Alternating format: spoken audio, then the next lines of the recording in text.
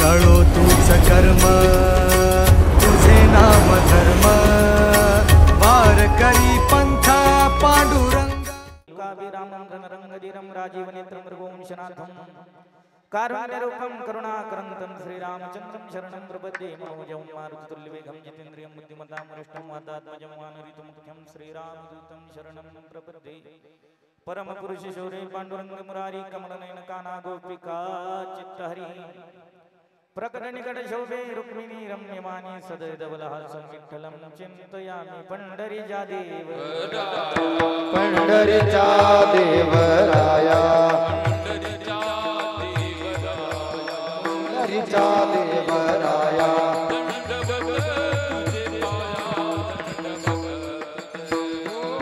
दंडवत तुझे पाया दंडवत तुझे पाया दंडवत तुझे पाया दंडवत तुझे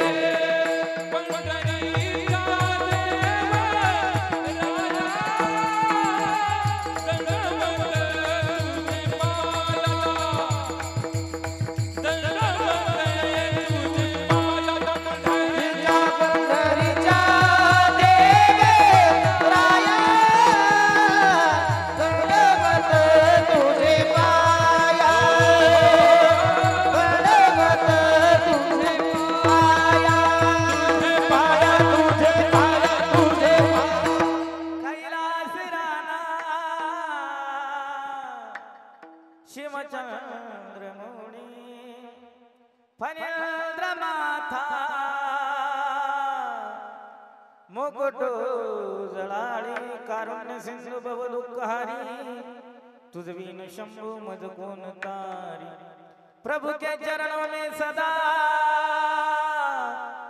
पुनि पुनि करहूं प्रणाम ऐसी माया तारी रे मेरे प्रियतम श्याम सच्चिदानंद रूपाय विश्वोत्पत्त्यादि हेतवे तापत्रय विनाशाय श्री कृष्णाय वै नमः। हे कृष्ण करुणा सिंधु दीनबंधु जगतपते गोपेश गोपिका कांतम राधा कांतम नमोस्तुते तुका तुका वा परब्रह्म रूपी तुकिता तुका पावला सत्स्वरूपी तुका स्वामी हे नाम वाचे बहुसा निळा पावला वर महाता कर जोडी तो कथे आपण आसावे अपना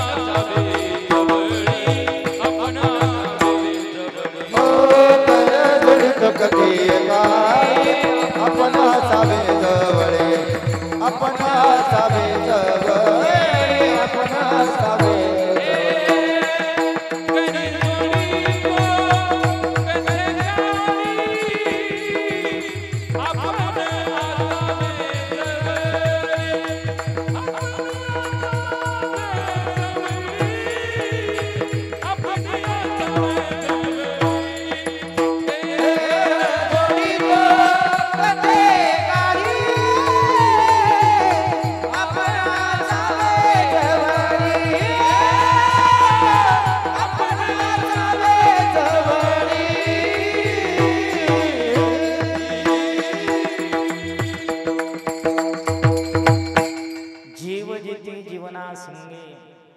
मत्स्या मरण त्याग योगे जया चित्ती जैसा भाव तया जवळी तैसा देव प्रस्तुत प्राप्त समय संकीर्तन सेवेकरिता निवडलेला अभंग महान भगवत भक्त विश्ववंद्य जगतवंद्य महाराष्ट्र भूषण देवचे सुप्रसिद्ध असे साधू इंद्रायणीच्या काठावर उठलेलं भक्तीचं वादळ मानवतेचा महान नंदादी प्रगल्भ बुद्धिवंतांच्या बुद्धीलाही न उलगडलेलं कोड मराठी मानावर अधिराज्य करणारा जगविख्यात साधू याही पलीकडे विश्व निर्माण करत्याच्या विशाल राजप्रसादाच्या गवाक्षातून खाली डोकावता डोकावता त्याच्या राजमुकुटातून निखळलेला मोती माझी तुकोबर आहे। आज सेवे करताना निवडलेल्या दिव्य अक्षरात 3 समर्पक अशी दृष्टांत देऊन देवाबाबतचा अनन्य साधारण अनन्य भाव कथित करतायत। आजच्या अभंगात भजन करा विठ्ठल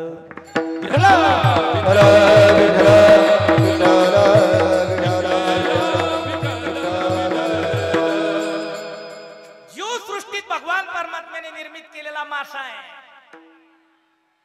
मासा अनन्य आहे पाण्याशी, मासा संलग्न आहे पाण्याशी।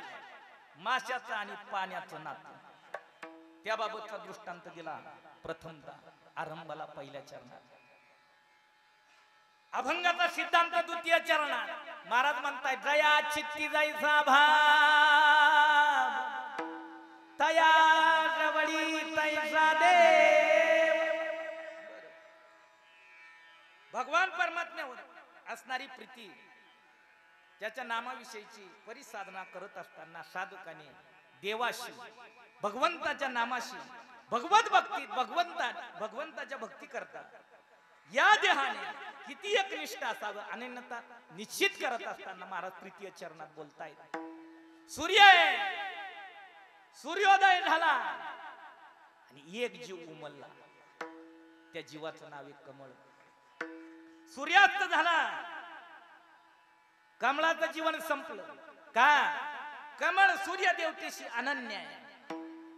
हाही दाखला महाराजांकडे कमी वाटला. महाराजांनी अंतिम चरणात एक दाखला दिलाय की ज्या दाखल्याच्या अनुषंगाने आपण आज या रुकारी परिवारातील कैलासवासी सौभाग्यवती कंक्षिणी लीलाबाई बबनराव रुकारी यांच्या आत्मामुक्ती दिना प्रित्यर्थ 16 श्राद्धा प्रित्यर्थ रुकारी परिवाराची समस्त भावकी गावकी आप्तेष्ट गणगोत्र मित्र परिवार सगळे सोयरे आर्थिक सामाजिक धार्मिक पारमार्थिक राजकीय कला क्रीडा क्षेत्रातील समस्त मंडळी पवित्र अधिष्ठानात आदिमाया वज्रेश्वरी मातेच्या प्रांगणात एकत्रित आला. शास्त्र संगती आहे. आई मुलाचं नातं त्याबाबतची अनन्यता महाराज कथित करतायत. तुका म्हणे माता वाहे तारुल्याची चिंता. आई आणि मुलाचं नातं याबाबतची अनन्यता आजच्या अभंगात आपल्याला बघण्याच्या अगोदर सर्व मंडळी एकत्रित आलायत. आई साहेब लीला यांच्या श्राद्धाच्या प्रित्यर्थ, या श्राद्धा प्रित्यर्थ अन्नदान पिंडदान ज्ञानदान गोदान भूदान जलदान दानादी कर्म समापन्न व्हावं. यातून निर्माण होणारं पुण्य फलित पवित्र जीवात्मा आई साहेब लीला यांच्या चरणी समर्पित होऊन भगवान परमात्मा पिशाच योनीतून मुक्तता करण्याकरता रुकारी परिवाराने शास्त्र संगतीनुसार केलेला हा मोठा यज्ञ आहे. त्यामध्ये ज्ञानार्जन घडावं, भक्ती साधना घडावं, नामचिंतन घडावं, त्याचंही पुण्य फलित पवित्र जीवात्म्याच्या चरणी सुपूर्त करण्याकरता माझी ज्यांच्या माध्यमातून नियुक्ती झाली आहे, रुकारी परिवाराच्या वतीनं आपल्या गावचं भूषण माधवजी महाराज धोकरट आणि महाराजांचे आमचे श्री गुरुवर्य महाराष्ट्रातील ख्यातनाम गायनाचार्य स्वरमूर्ती स्वरभास्कर रविदासजी महाराज जगदाळे आबा यांच्या समन्वयाने मजकडे आलेली सेवा आहे. सेवा साथी करताना पूजनीय आबा आहेत. तदनंतर गान सम्राट भजन सम्राट प्रकाशजी महाराज नायकवाडे आहेत, माधवजी महाराज आहेत, आमचे दादा आहेत, वाल्मिकजी बाबा आहेत, संस्थेतील गोड विद्यार्थी आहेत, मृदंग सम्राट आमचे बाळा महाराज काळे आहेत, ज्ञाती परमार्थिक आहेत, गोड असा साऊंड आहे. या कार्यक्रमाची एक आठवण आपल्याला नित्याने कधीही दर्शवल्या जाणार आहे असं फास्ट मीडियातील साधन गजर हरिनामाचा या यूट्यूब चॅनलचे चालक मालक उद्धव बापू कवडे ते देखील आहेत. महाराजांचं गोड चॅनल आहे, त्यांच्याही चरणी विनम्र अभिवादन करतो.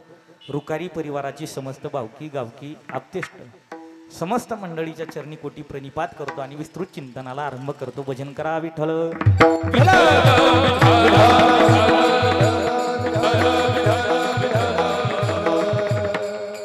मानवी देह मिळालाय, स्त्री असा पुरुष असा काळे असा गोरे असा अल्पायुषी बहुआयुषी या राष्ट्रात परराष्ट्रात सकाळी सायंकाळी दुपारी मध्यरात्री धनवान गुणवान कीर्तिवान ज्ञानवान बलवान नवलाव नाही भगवान जरी असला तरी एका घटनेला आतापर्यंत कुणाला छेद देता आला नाही. त्या घटनेचं नाव मृत्यू. काळाने मृत्यूने लीलाबाईंना 1 वर्षापूर्वी दर्शन दिलंय, तसं तो काळ प्रत्येकाला दर्शन देणार आहे. भगवंताने सृष्टी निर्माण केली आहे. या सृष्टीत अवताराला आलेला देव आहे. या सृष्टीत भोग भोगण्याकरता निर्मित केलेला जीव आहे. याही पलीकडे आकाराला आलेली आवाज जेवढ्या जेवढ्या घटना आहेत प्रत्येक घटनेचा नाश आहे. कारण ज्या लोकात तुम्ही आपण वावरतायत त्या लोकांचं नाव आहे मृत्यू लोक. मृत्यू लोकांची सरळ व्याख्या आहे, मरणाऱ्याचा लोक इति ना मृत्यू लोक. प्रकाशजी महाराज या देहात आल्यानंतर आपण मानवी जीवन बघतोय, आपल्या पाठीमागचा पूर्व इतिहास कुटुंबातला कळतोय, कुळातला कळतोय, गावातला कळतोय, भावकीतला कळतोय, भूतलाचा कळतोय, नवल नाही. सजीव असू द्या निर्जीव असू द्या, ज्याने ज्याने या देहात आल्यानंतर या सृष्टीत आल्यानंतर आकार धरलाय त्याला नाश, त्याला पुरावा आहे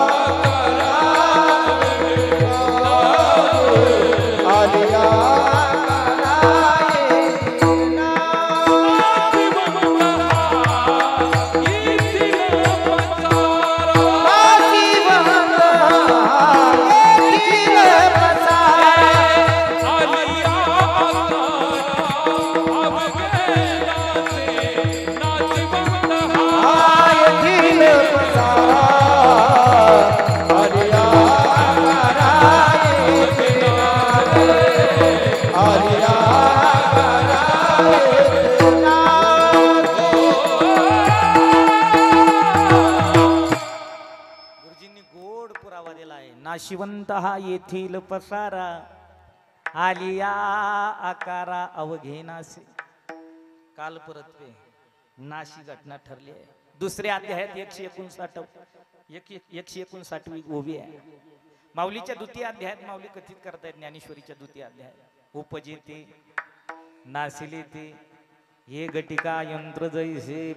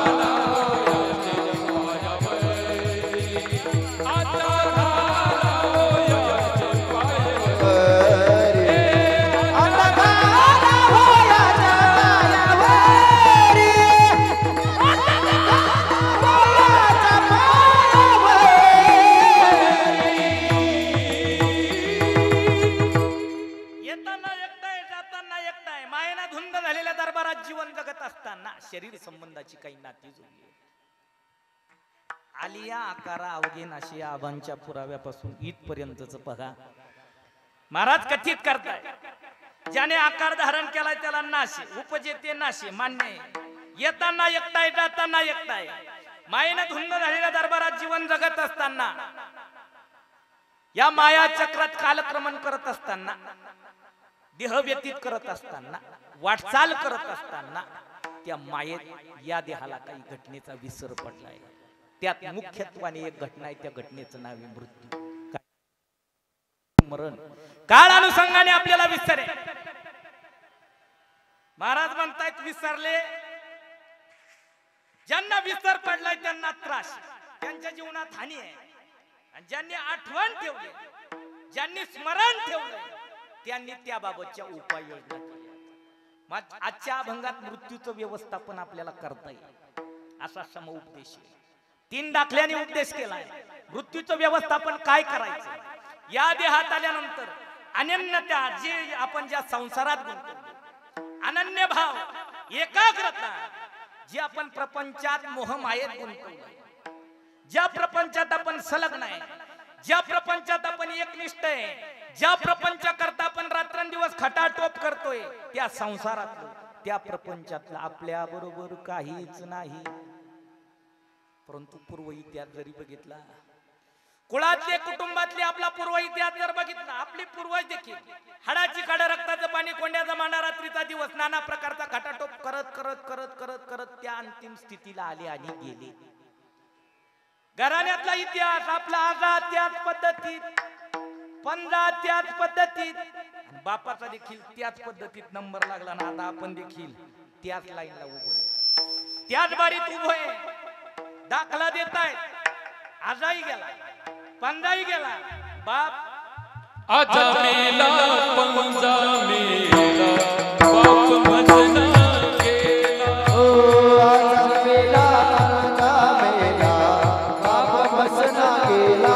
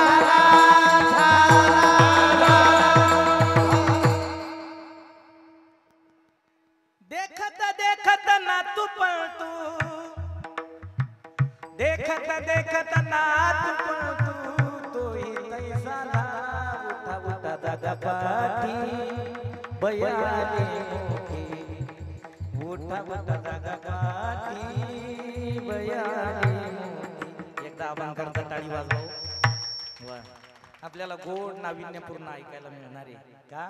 पूजनीय, वंदनीय, आदरणीय आज आबा हरी कीर्तनाने, जिथं आबा असतात कीर्तन माझ्यासारखा अनपडाचा असू द्या, दिग्गजातला दिग्गजाचा असू द्या, परंतु कीर्तनात प्रमाणांचा वर्षाव म्हणजे पायाभूत भिंत असते. मामा ऐका, पूर्व इतिहास कथित करतात, आजा गेला, पंजा गेला, बाप त्या दिशेने गेला, आपलीही वाटचाल त्या दिशेने आहे, परंतु मनुष्य जागा नाही का? मनुष्य जागा असता तर मृत्यूचं व्यवस्थापन कळालं असतं. मग मृत्यूचं व्यवस्थापन आपल्याला कुठं कळेल? तर मृत्यूचं व्यवस्थापन आपल्याला संत अधिष्ठानात कळेल. मरण सुखकर करता येईल, मृत्यू सोपा करता येईल, त्याबाबतची वाटचाल देखील सोपी करता येईल, परंतु त्या करता संत सेवेत राहावं लागेल. का संत सेवेत राहायचं? का संत अधिष्ठानाचा आश्रय घ्यायचा आहे? त्याला एकमेव कारण, या देहात आल्यानंतर आपण अनन्यता, एकाग्रता, चित्त ज्या प्रपंचात गोवलंय त्या प्रपंचात सुख जवगवासारखं आहे. कसं आहे? जवासारखं आहे, आणि दुःख पर्वतासारखं आहे. परंतु जवा इतक्या सुखा करता आपण हा देह पूर्ण खर्च केलाय. कुठं? बोला हो, माझं बोलणं कळतंय तुम्हाला? प्रपंचात खर्च केलाय, परंतु सुख आपल्याला मिळालं नाही. मिळालं ते चिरकाल टिकलं नाही. जे सुख भोगतोय त्या सुखात देखील कुठेतरी कमी अधिकपणा आहे. सुख भोगत असताना महाराज म्हणतात, सुख पाहता जवा पाडे दुःख पर्वता ये वडे. पर्वतासारखं दुःख भोगत भोगत इथपर्यंत आलो. या देहात येण्याकरताही दुःखाची राज भोगत आलो. या देहात वाटचाल करत असताना देखील दुःख भोगलंय. येताना दुःख, जाताना दुःख, मधल्या काळात दुःख, गेल्यानंतर देखील दुःख आहे. परंतु एक संधी आहे. काय? गोड अशी संधी म्हणजे मिळालेला देह आहे. या देहात आल्यानंतर संधीचं सोनं करता येईल. कसं सोनं करता येईल? ऐका, ऋणात हा देह आहे. या देहाला काही दुःख आहे, या देहावर काही दाब आहे, काही बोजा आहे. महाराज म्हणतायत, दुःख कोणतं आहे, जीवाला भय कोणतं आहे, असा एक समउपदेश शास्त्रात बघायला मिळतो. म्हणजे मला अभंगाच्या भूमिकेने योग्य आबा त्यामुळे मांडायचं. अधिष्ठानात अशी काही संतांनी दाखले दिले. पुराणाने त्याची दखल घेतली का जीवन तुमच्या माझ्यासारखं आहे, देह तुमच्या माझ्यासारखा आहे, परंतु या देहात असताना किती दुःख आलं तरी देखील भगवान परमात्म्याचं नाम सोडलं नाही, नामावरची प्रीती सोडली नाही, भजन सोडलं नाही, अनुष्ठान सोडलं नाही, अधिष्ठान सोडलं नाही. दाखला देतात पांडवांचा. वनविहार आहे, दुःख आहे, दुःखात असताना देखील अखंड दुःखाचा परिपाक भोगत असताना देखील देवाचं स्मरण, भगवंताचं भजन आहे. कोणाच्या बाबतीत पाहती पांडव अखंड वनवासी, पाहती पांडव अखंड वनवासी, पाहते पांडव अखंड वनवासी, पाहते पांडव अखंड वनवासी, परित्या देवाची आठवी, परित्या देवाची आठवी, ओ परित्या देवाची आठवी, पाहते पांडव अखंड वनवासी, पाहते पांडव अखंड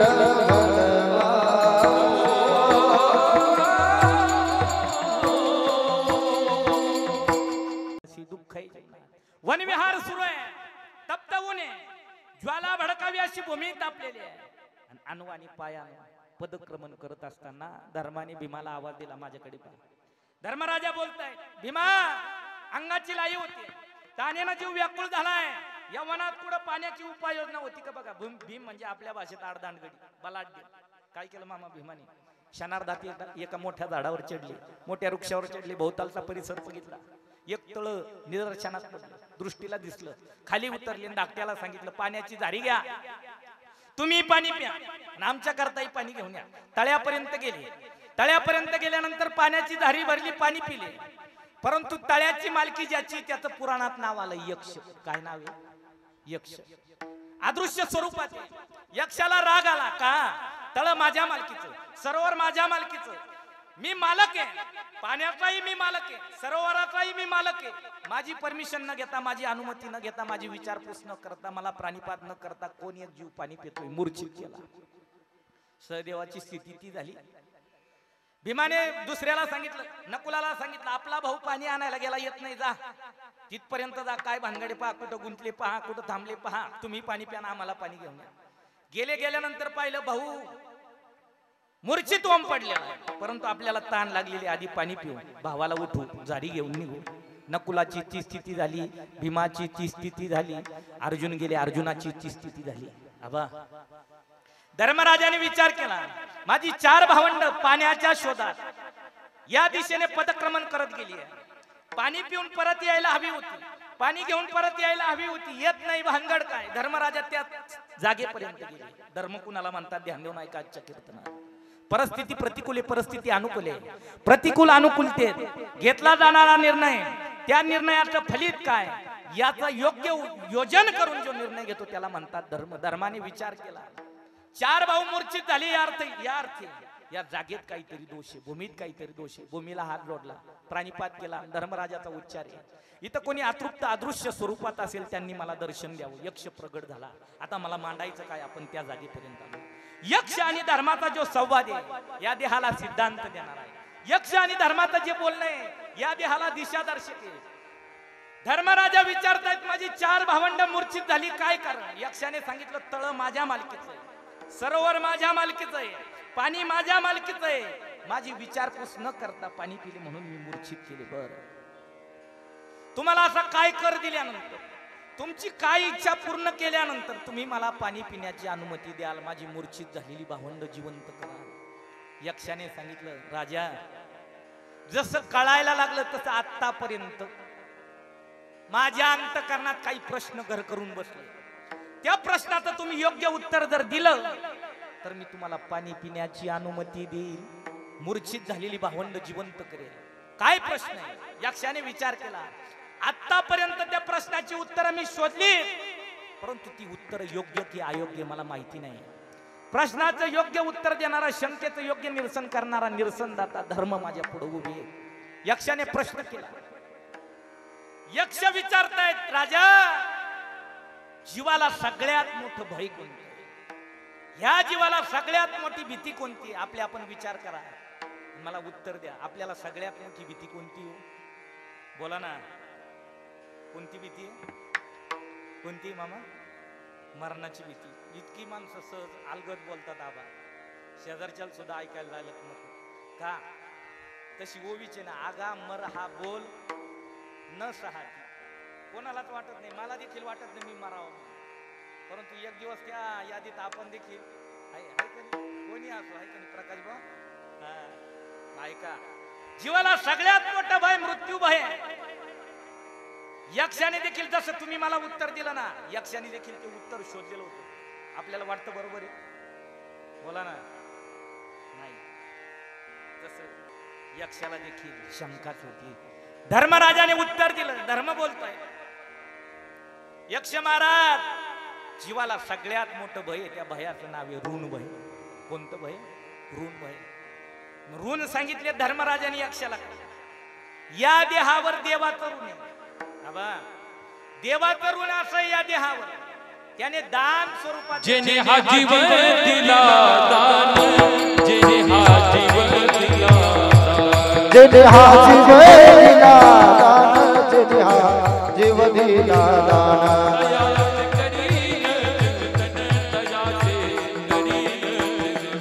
तयाचे करीन जतन, तयाचे करीन जतन.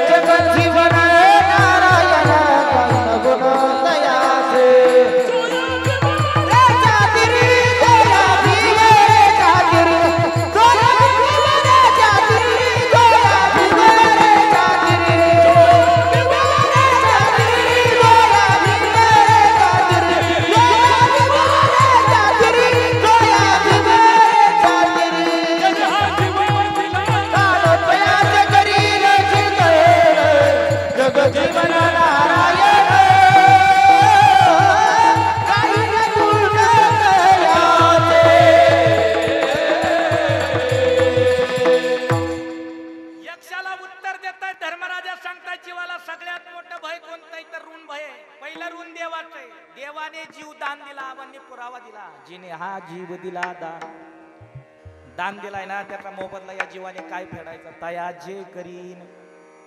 नाही वा, आपल्याला भजन प्रिय आहे का भोजन? बोला पटकन, काय प्रिय आहे? आपण देह व्यतीत केला, देह गुंतवलाय. या देहाला दररोजचं भजन घडेल असं नियमित नाही, पण दररोज भोजन करीत नाही असा एकही जीव. तुम्ही म्हणाला आमचं सांगू राहील तुझं, मला 6 घंट्याला लागत. जीवाला काय प्रिय आहे? भोजन. परंतु देवाने देह दिलाय कशाला? अहो, गोमटा दिला, चांगला दिला, सुंदर दिला, उत्कृष्ट दिला, चंचलता दिली, ज्ञान दिलं, मान अपमान कळत, चांगलं वाईट कळत, सुगंध दुर्गंध कळत. याही पलीकडे बोलू, सुचिरभूतता कळती. कशा करता वापरावी? भजना करता. आपण भजना करता देह खर्च केला का? नाही. मग आजच्या अभंगात तीच दाखवली. देवाचं ऋण आहे. दिले इंद्रिय, हात पाय कान, डोळे मुख बोलाया वचन, जेने तू जोडशी नारायण, नासे जीव कोण भवरू. ऐका, परंतु आपण देवाचं ऋण फेडलंच नाही. मग अधिष्ठान काय करतं? संत ऋण. संत आपल्याला दिशा दर्शक आहे. संत या देहाचे प्रेरक आहे. संत या देहाला प्रेरणा देतात, दिशा दर्शवतात, योग्य वाट दर्शवतात. सांगतायत या वाटेनं तुम्ही जर चाललात, या वाटेनं जर तुम्ही आलात, तर तुमच्या जीवनात कुठेच काही गुंतागुंती. तुका म्हणे तुम्ही चलाची वाट, परवचाने घेते पांडुरंग.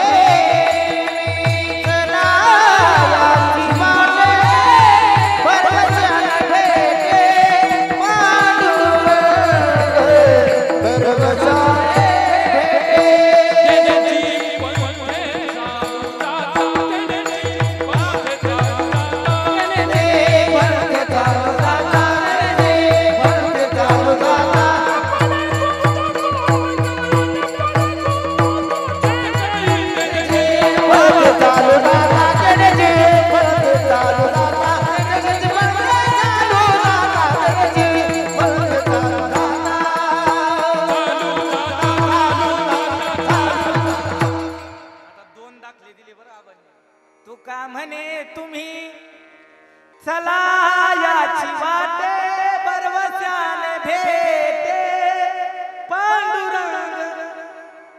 कोणत्या वाटेने कोणता गुंत राहणार नाही येण्याची पण ते चालू जातात नपडे गुंता कोठे काय विसंगतीचा परिणाम बरा त्याच्यामुळे काही असं आम्हाला घेऊन जातात का ही मेजवानी दुसरं कोणाकडनं ऐका भरवशाने देव भेटते परंतु त्या वाटेला पदक्रमण करावं लागलं. संत दिशादर्श देवाचं ऋण फेडता येईल मृत्यूचं व्यवस्थापन करता येईल मृत्यू सुखकर करता येईल मृत्यू सोपा करता येईल परंतु या देहाची अनिन्नता जी प्रपंचात गुंतली या देहाची कडी जी संसारात गुंतली या देहाचा मोह जो मायेत गुंतला तो मोह मायेतील काढून कुठं लावा लागेल कुठं देवाच्या चरणाला भजन करा नामस्मरण करा भक्ती करा जप करा तप करावं अनुष्ठान करावं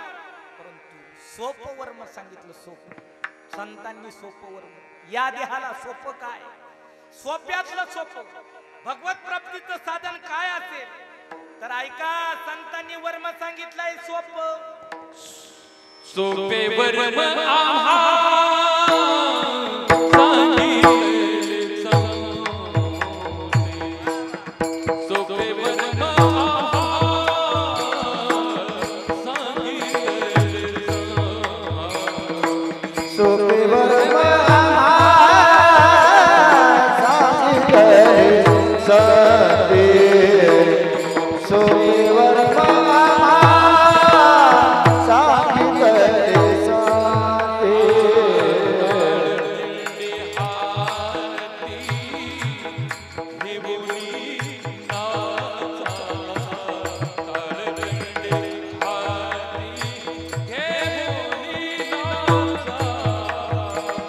सोपे वर्म सांगितले सोपे वर्म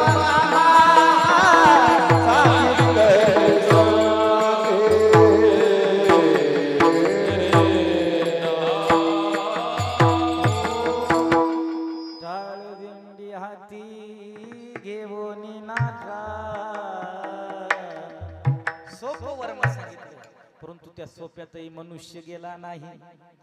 महाराज म्हणतात देव दुर्लभ देहात आला. तुकोबरायची परिभाषा आहे या देहात आल्यानंतर आम्ही रात्र पाहिलं दिवस पाहिला नाही ऊन पाहिलं नाही वारा पाहिला नाही पाऊस पाहिला नाही थंडी पाहिली नाही हरेक ऋतूत हरेक घटनेत सुखात दुःखात जागृतीत याही पलीकडे सांगू वेळ कोणता वाया गेला शिंक आली असेल जांभळी आली असेल कदाचित खोकला आला असेल एवढाच वेळ वायाला गेला बाकी अन्य वेळेत आम्ही काय केलं इतका वेळ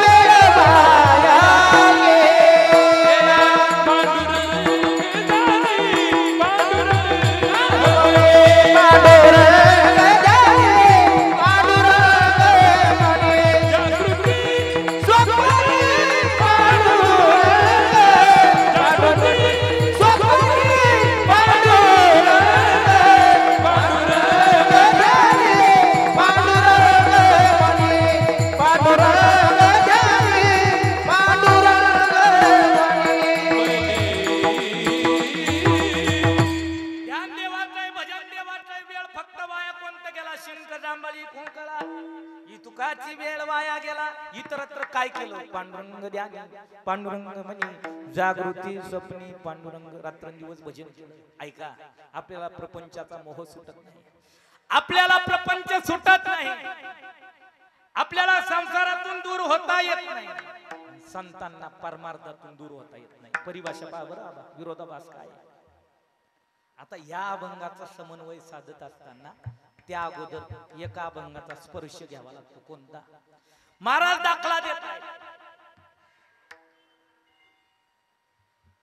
स्त्री कुळात काही भूमिका निभावत असताना तिचं जीवन भर तारुण्यात बदलावाचं सांगितलं। बदलावाचं जीवन जगत असताना कोणाची तरी लेक आहे, कोणाची तरी बहीण आहे, कोणाची तरी पुतणी आहे, परंतु कर्म धर्म संयोगानं ज्याच्या उंबरठ्यातलं माप ओलांडून ज्याच्या घरी नांदायला गेली आणि त्या पुढचं जीवन ती जगत असताना माहेराला आली, 4 दिवस थांबली आणि माहेरातलं माहेरपण आदरातिथ्य संपल्यानंतर प्रकाश जीवन ती ज्या वेळेस सासराला निघते, सासरी चालली आहे, सासूरवासीन जीव आहे आणि सासरात जात असताना ती कन्या ती माऊली महाराज दाखला देत आहे।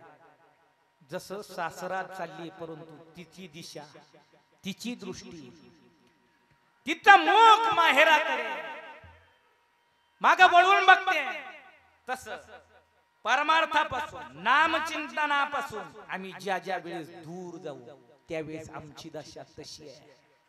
कशी दशा आहे? कन्या सासुऱ्याशी जाय मागे परतुनी पाहे। महाराज तो काळ गेला, आता तो सिद्धांत आम्हाला या मॉडर्न जमान्यात पसणार नाही का? आता नांदायला गेलेली मुलगी सासरी जात असताना माग वळून नाही, गाडीवर उतरून परत घरात गेली। कशाला? बारीक पिनचं चार्जर राहिलो, खरंय खोट?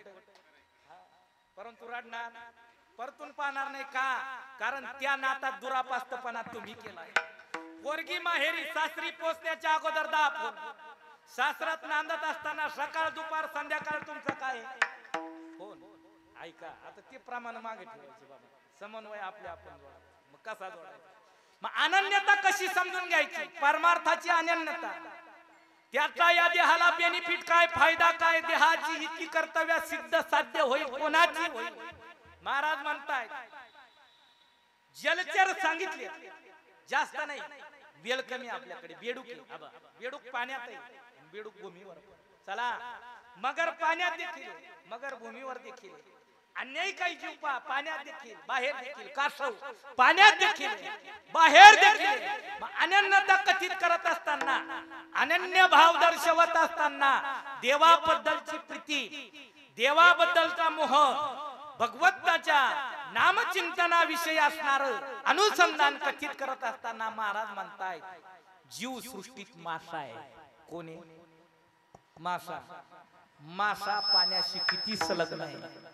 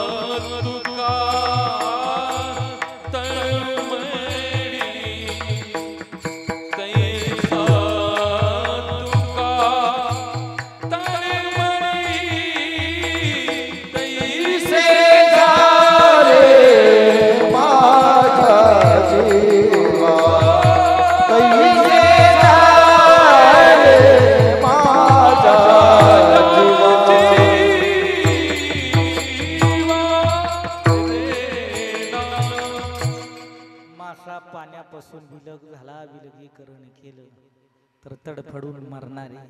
महाराज म्हणतायत तसं या देहात आल्यानंतर मी देवापासून दूर गेलो, भजनापासून दूर गेलो, नामस्मरणापासून दूर गेलो। तैसा तुका तळमळी तळमळ भजना करता आणि तळमळ आपली आहे, भोजना करता बदल आहे। महाराज म्हणतात अनन्यता काय आमच्या भजनाची? तर पहिला दाखला दिला काय?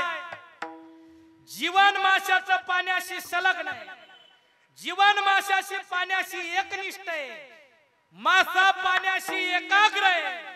माशाला पाण्यातून दूर केलं तर त्याला त्या क्षणाला काय आहे? जीवाची जीवाला संगे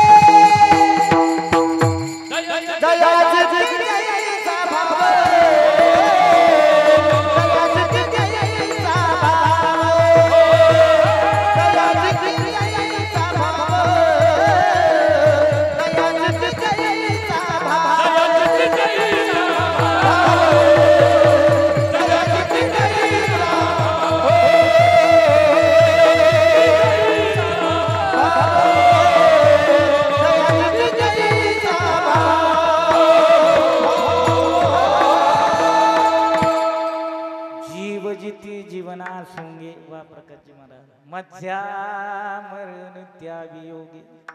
किती एकाग्र आहे, किती एकनिष्ठ आहे, किती संलग्न आहे, ऐका किती अनन्यता आहे. आबा गुरुनाम गुरुवर्य वैकुंठवासी पठाडे बाबा बोलायचे माशाचं आणि पाण्याचं नातं कसं आहे पहा.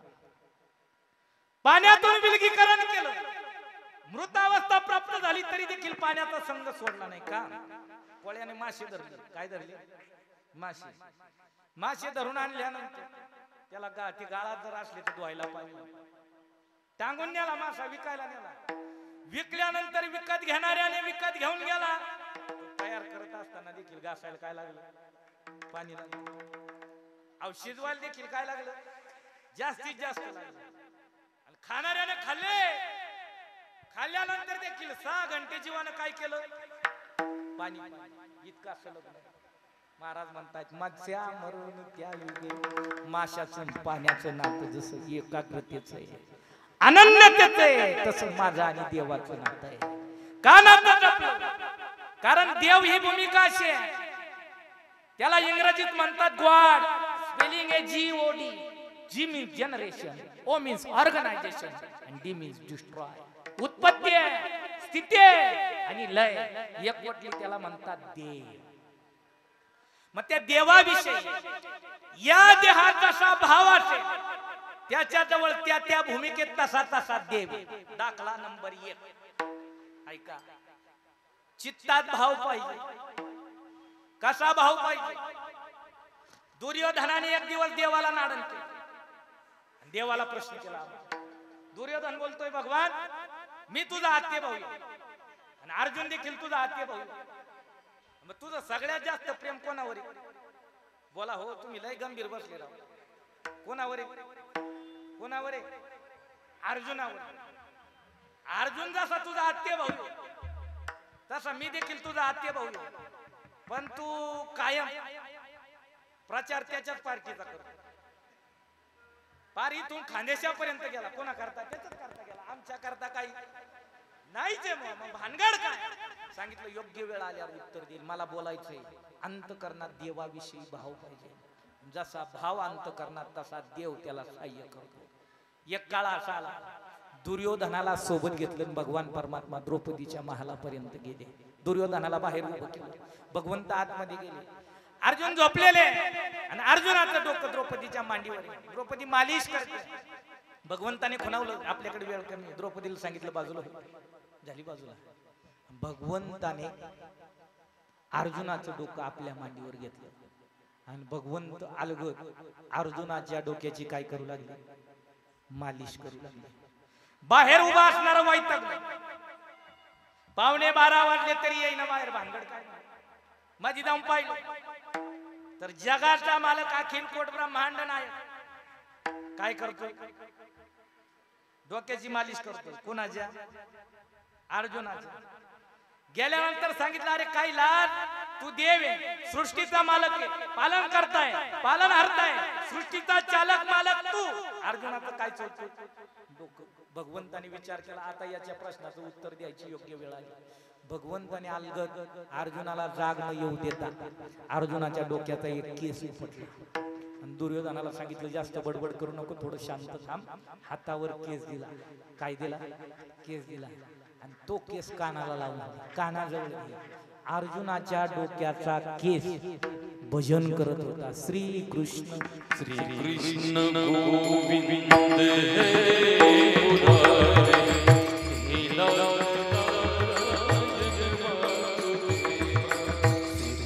गोविंद हरे मुरारी हे नाथ नारायण वासुदेव.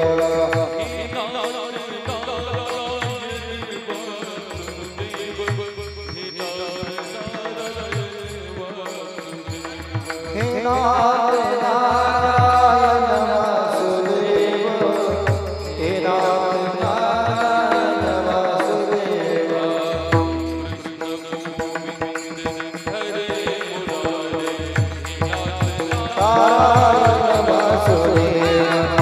कृष्ण गोविंद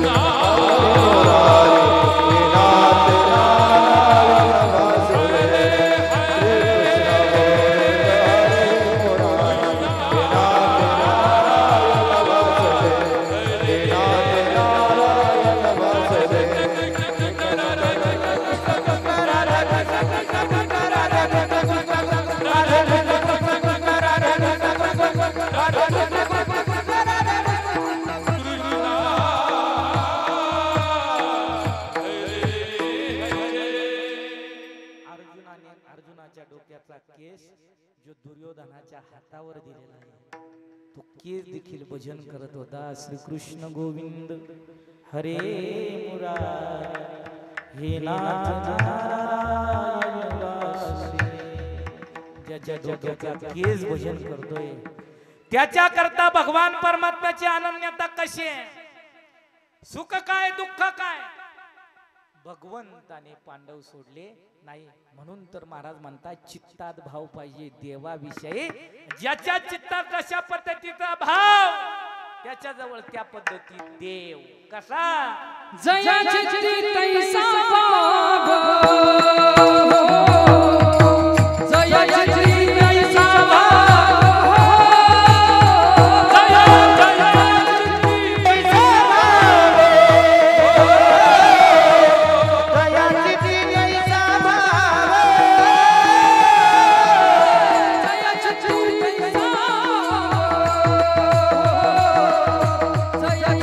तैसा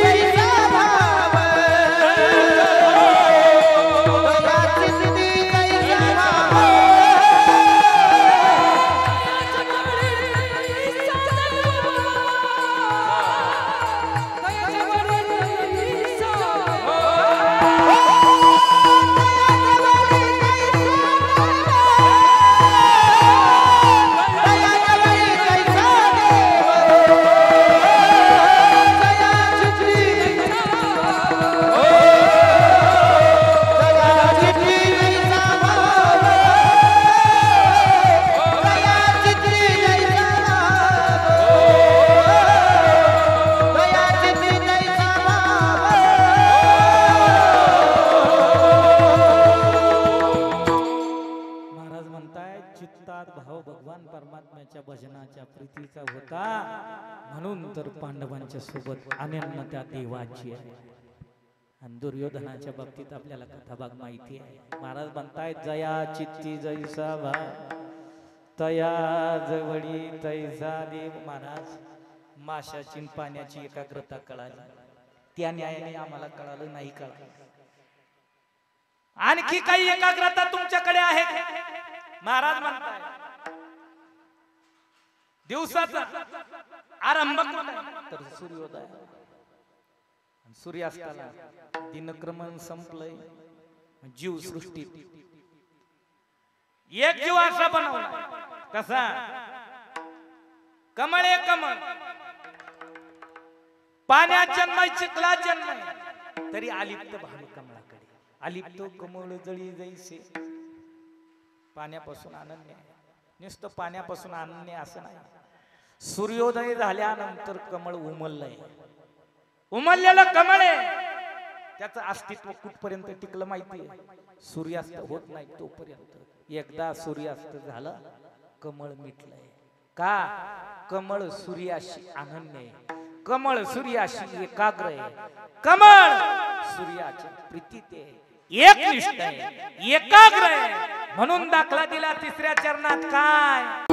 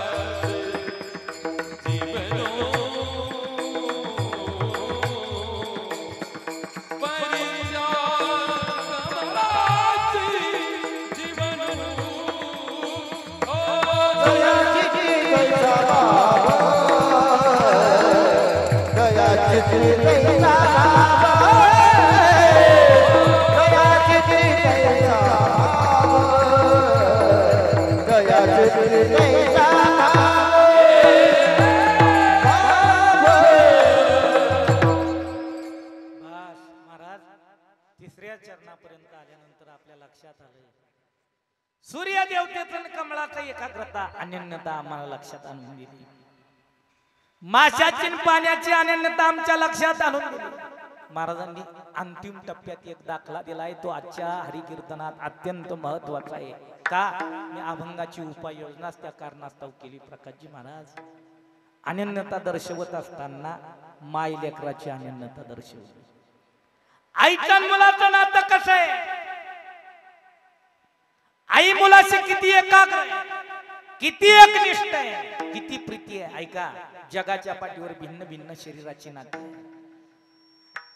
भावाचं नातं आहे, भावा भावात प्रेम दिसतंय, परंतु वैचारिक सलोखा तुटला, भावातलं प्रेम खलास झालं आणि आपल्याकडे मन निर्माण झाली सख्य वैरी.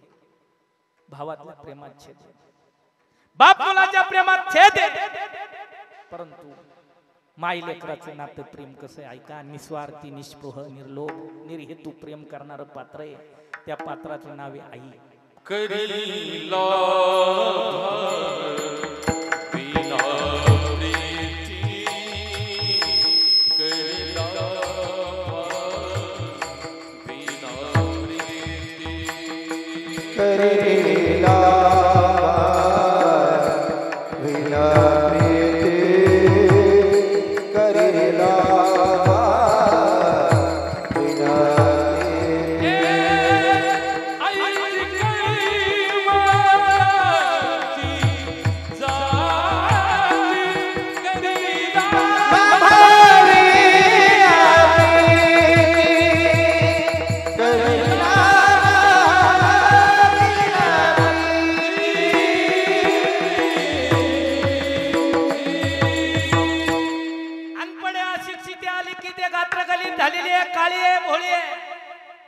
दिसायला कृपण जरी असली तरी देखील आई ती आई आहे.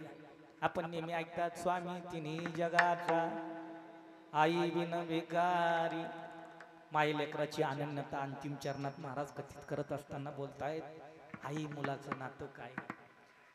आई मुला करता किती एकाग्र आहे, किती अनन्य आहे. समाजाला वाईट आहे, गावाला वाईट आहे, कुळाला वाईट आहे, धर्मद्रोहक आहे, कुळाला कलंक लावणार आहे, घराण्याची इज्जत धुळीला मिळवणार आहे.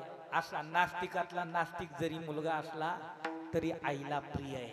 सबसे बड़ी है माँ, सबसे बड़ी है माँ, सबसे बड़ी है माँ, सबसे बड़ी है माँ. माँ से बढ़कर कोई नहीं है, माँ से बढ़कर कोई नहीं है, वो धरती सबसे बड़ी है माँ, सबसे बड़ी है माँ, सबसे बड़ी है माँ, सबसे बड़ी है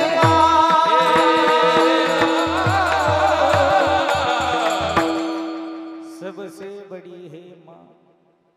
किती बडपणे ऐका. वेदाने प्रमाणभूत वाक्य वापरला. वेदाने नमन करत असताना, प्राणिपात करत असताना सकल तीर्थात अग्रगण्य स्थान दिलं. मातृदेवो भव. आधी नमन कुणाला आहे? आईला आहे. वेदात आपल्याला आई कळालीच नाही. मुलगा वाईट जरी असला, समाजाला वाईट आहे, भावकीला वाईट आहे, गावाला वाईट आहे, कुळाला वाईट आहे, आईला वाईट नाही. दाखला काय ऐका. दुर्योधने कुळाची इज्जत घालवणार आहे, घराण्यातली सुनबाई भर सभेत नग्न अवस्थेत. कौरवी पांचाली सभे माझी आली, हो वसरे हरे वसरे कैसी जानी मामुनी, वसरे हरे वसरे कैसी जानी मामुनी. ओ वसरे पाताल सभे माझे आले, वसरे हरे वसरे कैसी जानी मामुनी, वसरे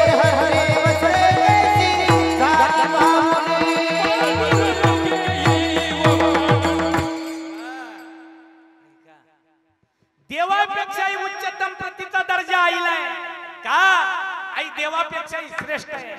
कशी श्रेष्ठ आहे ध्यानपूर्वक ऐका. माझ्याकडे वेळ कमी आहे. देवाकडे भेद आहे. देवाकडे काय भेद आहे? देव भक्ताचं रक्षण करतो आणि दुर्जनाचा काय करतो? नाश करतो. परंतु दुर्जन जरी असला, राक्षसी वृत्तीचा जरी मुलगा असला तरी आईला प्रिय आहे. आई त्याच्याविषयी कळवळ आहे. आई कसा आहे ऐका.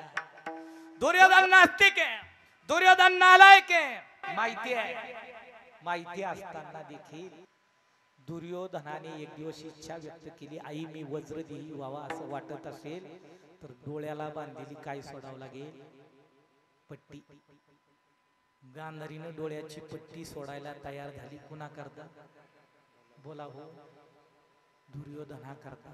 जो दुर्योधन कुळाला कलंक लावणार आहे, कुलनाशक आहे, ज्याच्यामुळे भाऊ देशोधडीला लागली आहे, माहिती असताना देखील डोळ्याची पट्टी सोडली. कुणा करता?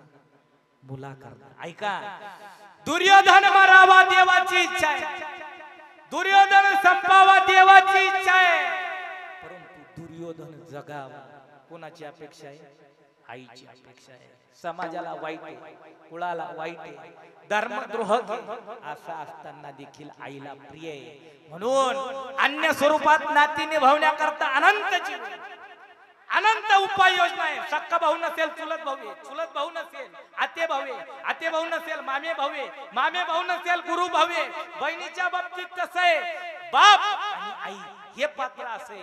आई आबा जशी आहे तशी बरी आहे, काळी आहे, गोळी आहे, अलिखित आहे, अनपड आहे, गात्रगलित झालेली आहे, वृद्धपकाळानं वाकडी झालेली आहे, नववार लुगड्यातील आहे, जुन्या पारंपरिक वस्त्रात आहे, कपाळभर कुंकू आहे, लिहिता वाचता येत नाही, अंगात भोळेपणा आहे, कष्टात जीवन गेलं, परंतु आहे तोपर्यंत जशी आहे तशी जैसे तैसी माया परी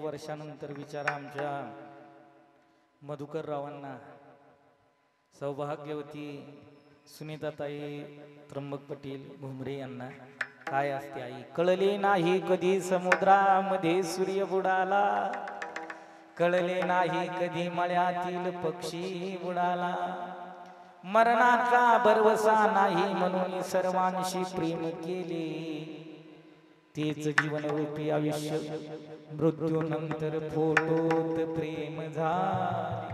ऐका, आता आई पाहायची ठरली तर कुठे फोटो दे. आई काय असते? आई सुख आहे, आई सुखाचा समुद्र आहे, प्रेमाचा सागर आहे, मायेचं अंतिम टोक आहे. आई ती आई जैशी तैशी माय बरी, माना येरी मानल्या त्या आज निवडलेल्या दिव्य अक्षरात ऐका महाराजांनी दाखले दिले. कोणाकोणाचे दिले? माशाचा आणि पाण्याचा अनन्यता कथित केली, सूर्यदेवतेची आणि कमळाची अनन्यता कथित केली, आणि अंतिम टप्प्यात महाराज बोलतायत आई आणि मुलाची काय अनन्यता आहे?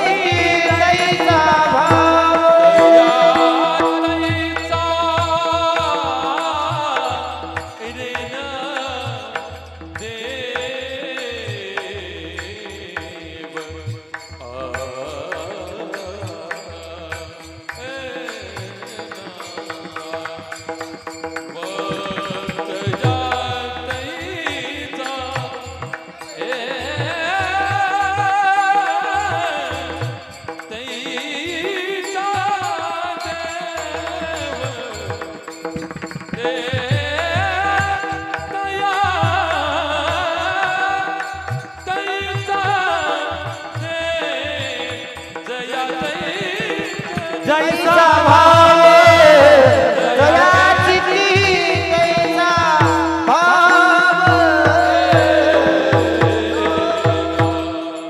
रुकारी परिवाराची समस्त भावकी गावकी आप्तेष्टगण गोत्र मित्र परिवार सगळे सोयरे आर्थिक सामाजिक धार्मिक पारमार्थिक राजकीय कला क्रीडा क्षेत्रातील भरपूर मंडळी या पवित्र आदिमायेच्या दरबारात वज्रेश्वरीच्या प्रांगणात आपण एकत्रित आलात. प्रामुख्याने शास्त्र संगतीनुसार पिंडदान अन्नदान ज्ञानदान गोदान भूदान जलदान श्री बबन विठोबा रुकारी पतिदेव, तदनंतर मधुकर बबन रुकारी मुलगा, सुनीता त्र्यंबक घुमरे मुलगी, चिरंजीव अजिंक्य दादा, शुभम दादा, श्रद्धाताई, पूनमताई, माधुरीताई, स्मिताताई, नात नातू यांनी केलेला हा आत्मामुक्ती दिन सोहळा धन्य भाग्याचे आहे. ऐका सौभाग्याचं मरण सगळ्या घटना सोबत आणखी बोलू. पितृपक्षात पितृ पंधरवाड्यात नवमी देखील तिला स्थान आहे. काय स्थान आहे ऐका. कोणती नवमी म्हणतात तिला? हा बस असं मरणाचा स्त्री कुळातील दिव्यांक या मातेनं साधलाय. त्या अनुषंगाने आजचा आत्मामुक्ती दिन षोडश श्राद्ध या हरिकीर्तनाचं आयोजन नियोजन संयोजन ज्यांच्या माध्यमातून सेवा मजकडे आली अशी माधवजी महाराज दोखरट पूजनीय वंदनीय जगदाळे आबा यांच्या माध्यमातून गोड सेवेचा योग सेवेला गोड अशी साथ लाभली. जगदाळे गुरुजी आहेत, माधवजी महाराज आहेत, आमचे प्रकाशजी महाराज, आमचे दादा, संस्थेतील विद्यार्थी बाळा महाराज, गोड साऊंड, यूट्यूब चॅनल गजर हरिनामाचा सगळ्याची कोटी ऋण व्यक्त करतो. आणि आजच्या या हरिकीर्तनात निर्माण झालेलं पुण्य पवित्र जीवात्मा लीलाईच्या चरणी सुपूर्त होऊन भगवान पिशाच योनीतून मुक्तता करू अशी भगवत चरणी प्रार्थना करण्यापूर्वी आपल्याही जीवनात काही पुण्याई घडावी. आपण हरिकीर्तन ऐकलंय. 2 मिनिटं हात उंच करा. गुरुजी पुढे भजन गातील, आपण पाठीमागे भजन करूया आणि 5 मिनिटात आपली हरी जय जय हरी जय जय हरि जय हरि जय जगदोपार जय